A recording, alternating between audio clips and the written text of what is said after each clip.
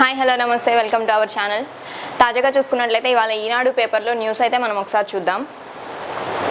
విధేయులకు వేటు, మేత మేసిన వారికే సీటు, గడప గడపకు తిరగకుంటే టికెట్టే లేదన్నారు, మారకుంటే మార్చేస్తానంటూ హుకాయించారు. ప్రజల్లో గడిపిన దళిత ఎమ్మెల్యేలకు మొండి చేయి. జగనన్న మాటలకు అర్థాలే వేరుగా ఉంటాయి. తాజా ఎమ్మెల్యే టికెట్ల ఖరారే అందుకు ప్రత్యక్ష నిదర్శనం. గడప గడపకు తిరగకుంటే సీట్ ఇచ్చేది లేదని హుంకరించారు. నిజమే అనుకుని కొందరు అదే పనిగా కాలి బలపం కట్టుకొని తిరుగుతున్నారు. ఎక్కే గడప దిగే గడప తిరిగారు.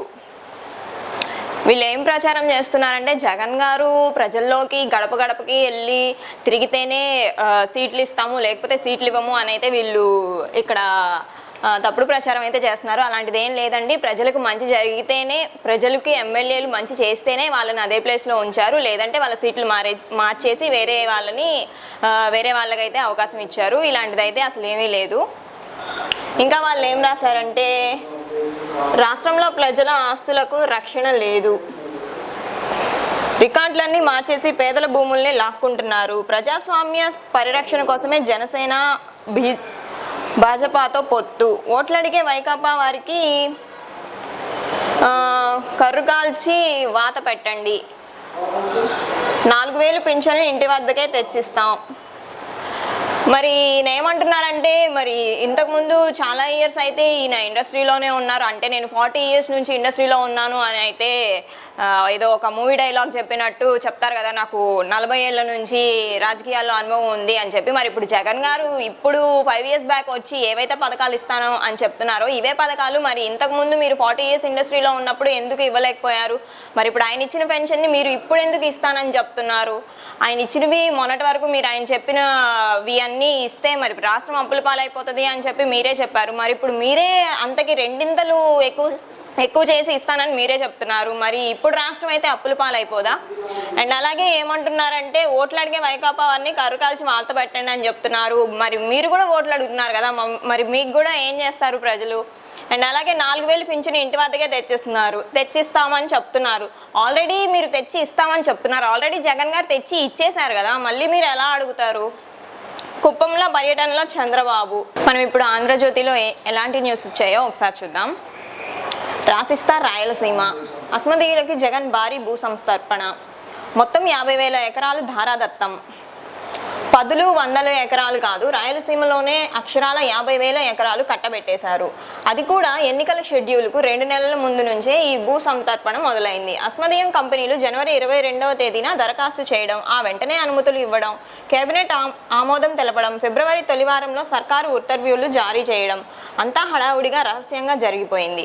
కడప జిల్లాతో పాటు అన్నమయ్య, అనంతపురం, శ్రీ సత్యసాయి, కర్నూలు, నంద్యాల జిల్లాలలో జగన్ సన్నిహితుల కంపెనీలకు విద్యుదుత్పత్తి సంస్థల స్థాపన పేరిట కారు చౌకగా భూములు కేటాయించారు. అంతేగాక వినియోగదారులపై భారీ భారం వేసేలా సంస్థల నుంచి విద్యుత్ కొనుగోళ్లకు సిద్ధమయ్యారు. అంటే ఈ కంపెనీలు ఆ కంపెనీలకు అన్ని విధాల లాభం అన్నమాట.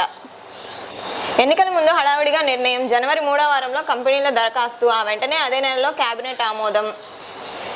ఈ వ్యవహారం అంతా అత్యంత రహస్యం. పర్యావరణ అనుమతులు లేకున్నా గ్రీన్ సిగ్నల్ భారం పడేలా విద్యుత్ కొనుగోలుకు ఓకే.